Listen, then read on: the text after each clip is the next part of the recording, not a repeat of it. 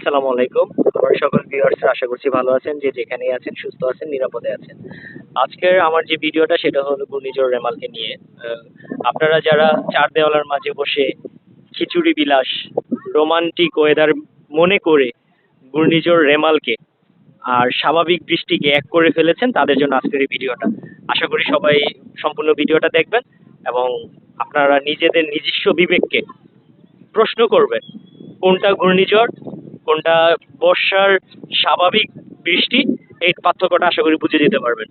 তো চলুন আজকে আমরা ঘূর্ণিঝড় রেমাল, যেটা যে আসলে বৃষ্টি বিলাস না কিংবা স্বাভাবিক কোনো রোমান্টিক ওয়েদার না, সেই বিষয়ে আপনাদের পরিষ্কার হয়ে যাবেন কোনটা ঘূর্ণিঝড় আর কোনটা স্বাভাবিক বৃষ্টি বিলাস। আপনাদের আমাদের খিচুড়ি বিলাস আর তাহাদের দীর্ঘশ্বাস, এই দীর্ঘশ্বাসটা পৌঁছে যাক দেশের সকল সচেতন মানুষদের দ্বার গোড়ায়।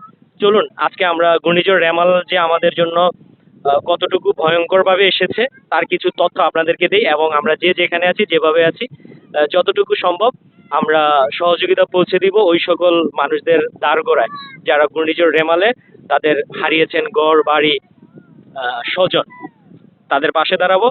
আসেন, আমরা আজকের ভিডিওটা আমার তাহাদের জন্য যারা খিচুড়ি বিলাস রোমান্টিক ওয়েদার বলে বলে ফেসবুকে সয়লাভ করেছেন। কিছু তথ্য জানি আপনাদের জন্য, আশা করি শুনবেন। প্রথমে বলি বিদ্যুতের কথা।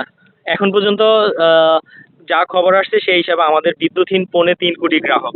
ক্ষতিগ্রস্ত জেলা হয়েছে মোট 19টি জেলা, যার মধ্যে উপজেলা হচ্ছিল 107টি। ক্ষতিগ্রস্ত মানুষের সংখ্যা শুনবেন না, ক্ষতিগ্রস্ত মানুষের সংখ্যা 37,58,096 জন। এই গেল মানুষ, বিদ্যুৎ। এরপরে আসেন যে সম্পূর্ণ বিধ্বস্ত হয়েছে কত বাড়িঘর।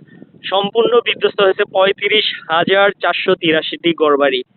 আংশিকভাবে বিধ্বস্ত হয়েছে 1,09,92টি ঘরবাড়ি। এবং এই 19টি জেলা 107টি উপজেলায় এখন পর্যন্ত নিহতের সংখ্যা 16 জন। এবার বুঝতেই পারছেন আশা করি এর মাঝে গবাদি পশু, ঘরবাড়ি, রাস্তাঘাট তো আছেই। তো আসুন আমরা নিজেদের বিবেককে জাগ্রত করি এবং দুর্যোগ ব্যবস্থাপনার যেই বিষয়গুলো আছে এগুলো মেনে চলি। কোনটা দুর্যোগ, কোনটা স্বাভাবিক বিষয়, এইসব বিষয় খেয়াল করে, এইসব বিষয় মেনে আমরা আমাদের পোস্ট হতে শুরু করে যে সমস্ত বিষয়গুলো আছে এগুলো আমরা করে থাকবো। কারণ আপনার আনন্দ অন্য কারো বেদনা। তো এইসব মেনে আমরা আমাদের ভবিষ্যৎ বিষয়গুলা চিন্তা ভাবনা করে ফেসবুক হোক, সোশ্যাল মিডিয়া হোক, যেখানে হোক যেসব বিষয় আছে পোস্ট করব। সবাই ভালো থাকবেন, সুস্থ থাকবেন, আর যে যার যার সামর্থ্য আছে সেই সামর্থ্য অনুযায়ী ক্ষতিগ্রস্ত মানুষের পাশে দাঁড়াবো। সবাই ভালো থাকবেন, আল্লাহ হাফেজ।